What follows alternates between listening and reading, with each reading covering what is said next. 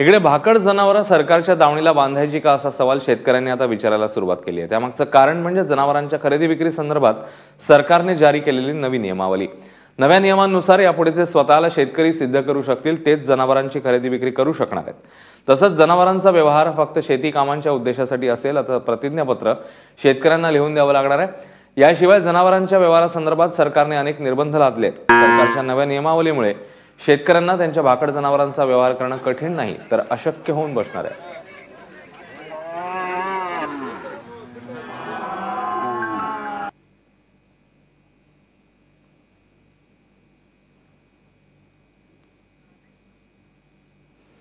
जनावरांची खरेदी विक्री शेतकऱ्यांपुरती मर्यादित असेल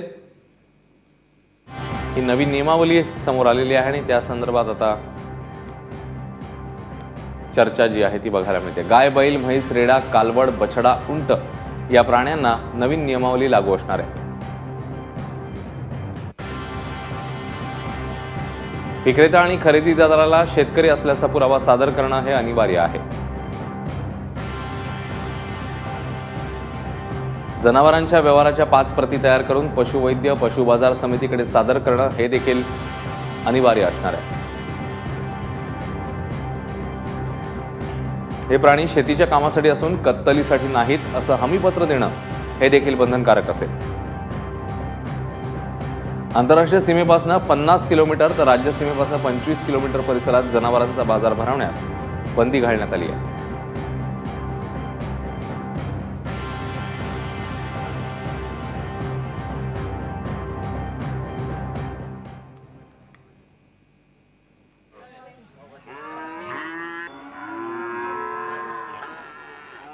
दरम्यान सरकारच्या निर्णयावर शेतकऱ्यांना नेमकं काय वाटतं बघूया।